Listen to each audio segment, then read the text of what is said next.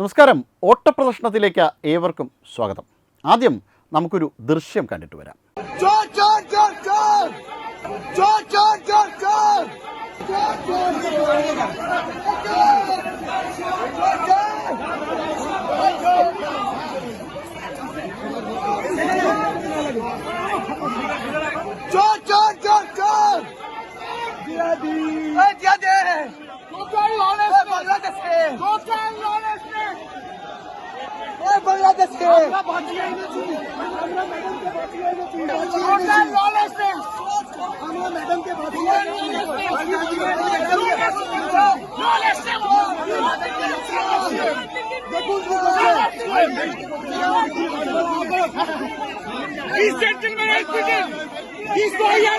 মমতা ব্যানার্জি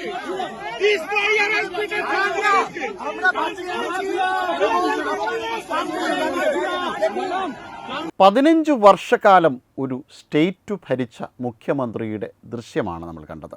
അതും ഒരു വനിതാ മുഖ്യമന്ത്രി.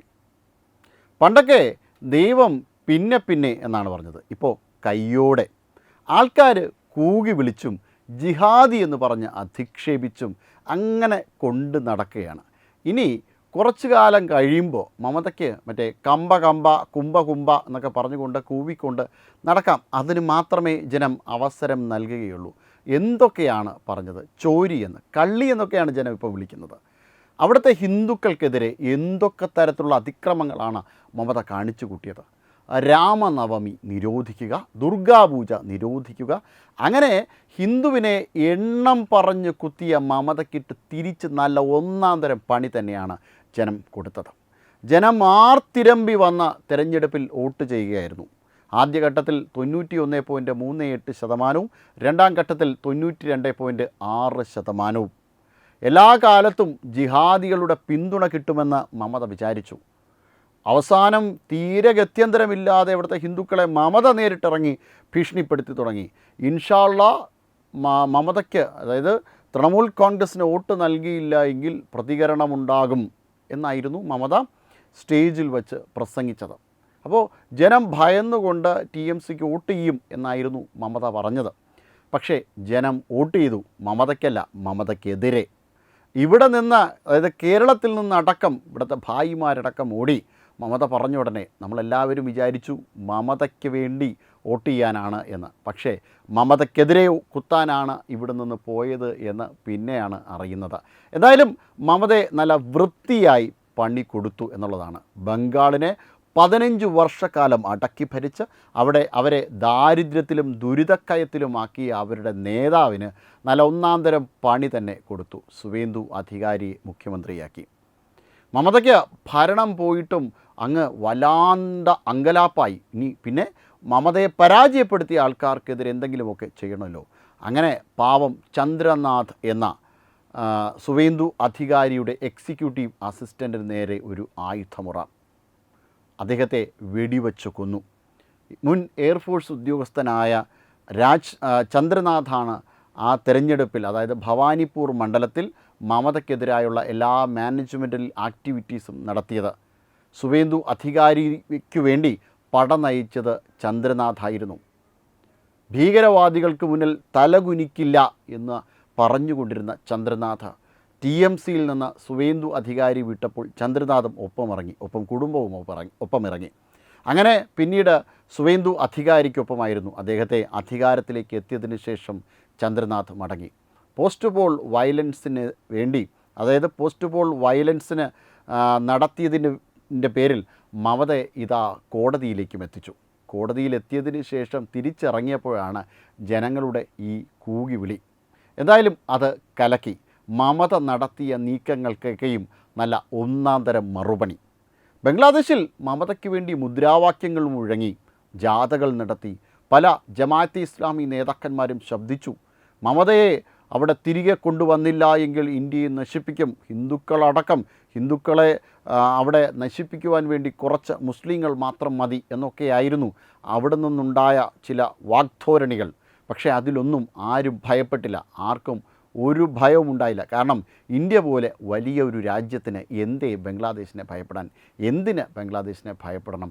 അതുകൊണ്ട് തന്നെ ബംഗ്ലാദേശിന് ഒരു വിലയും കൊടുത്തില്ല. ഇന്ത്യ ഒന്ന് കണ്ണടച്ചാൽ, ഇന്ത്യ ഒന്ന് മാറി നിന്നാൽ തീരാവുന്ന ബംഗ്ലാദേശേ ഉള്ളൂ.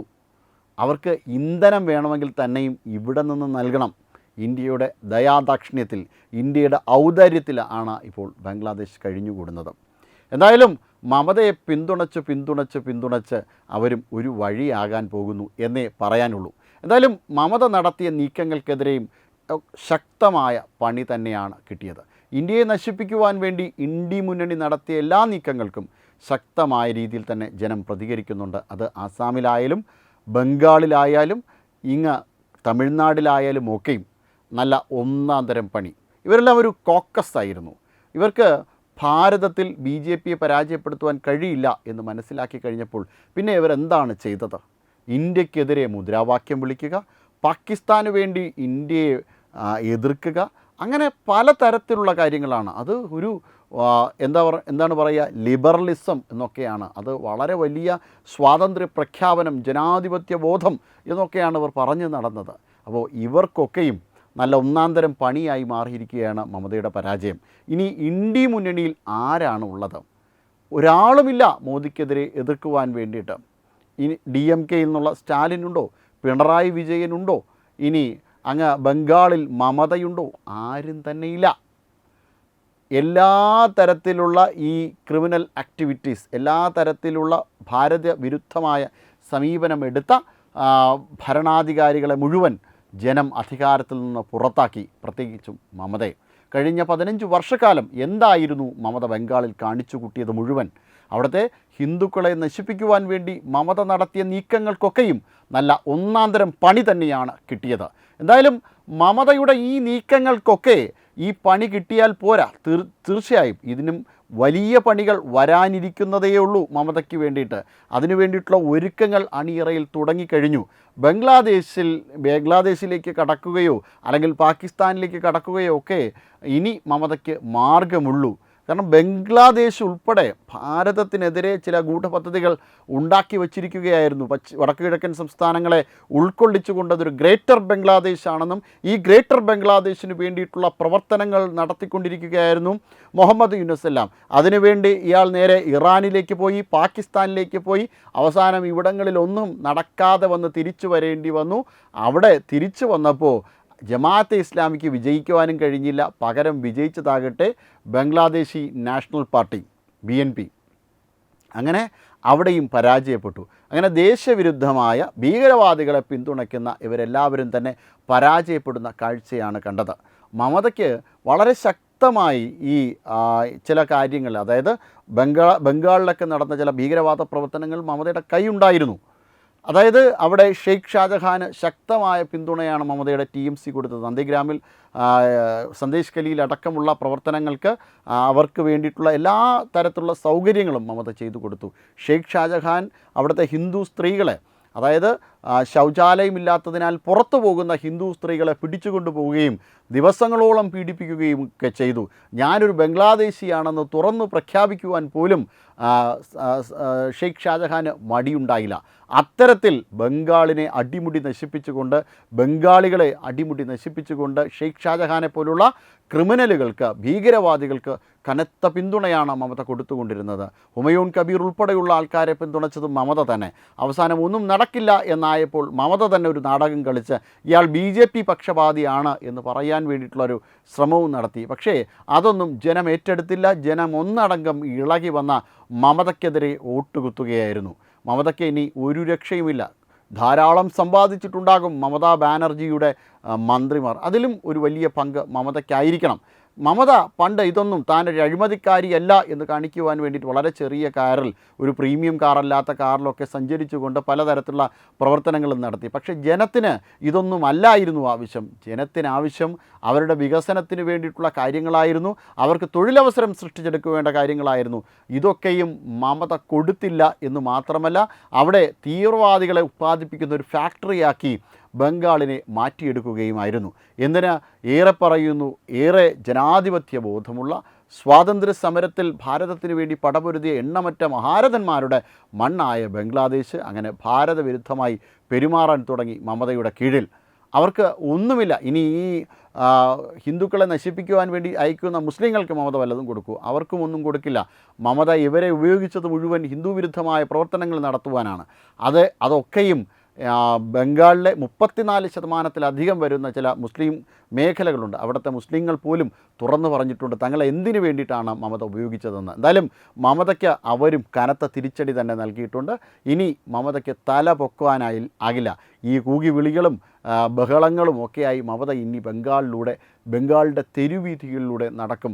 അത്തരത്തിലുള്ള കാര്യങ്ങളൊക്കെയും ബംഗാളിനെ പരമാവധി വെറുപ്പിക്കേണ്ട എല്ലാ കാര്യങ്ങളും മമത ചെയ്തു വച്ചിട്ടുണ്ട്. ഇനി ഹംബ കുംഭ എന്നും പറഞ്ഞുകൊണ്ട് ബംഗാളിലൂടെ നടക്കാം എന്നല്ലാതെ മമതയ്ക്ക് ഒന്നും ചെയ്യാൻ കഴിയില്ല. മമതയ്ക്ക് എന്തെങ്കിലുമൊക്കെ ചെയ്യാനൊരാഗ്രഹമുണ്ടായിരുന്നു, തന്നെ ആരെങ്കിലും വന്ന് രക്ഷിച്ചാലോ എന്നൊക്കെ കരുതി മമത ആ മുഖ്യമന്ത്രി കസേരയിൽ പതുങ്ങിയിരിക്കുവാൻ വേണ്ടിയിട്ടുള്ള ശ്രമം നടത്തി. പക്ഷേ അതിനും സാധിക്കാതെ മമതയെ കഴുത്തിൽ തൂക്കിയെടുത്ത് പുറത്തു കളയുകയായിരുന്നു ബംഗാളിൻ്റെ ഗവർണറായ RN രവി.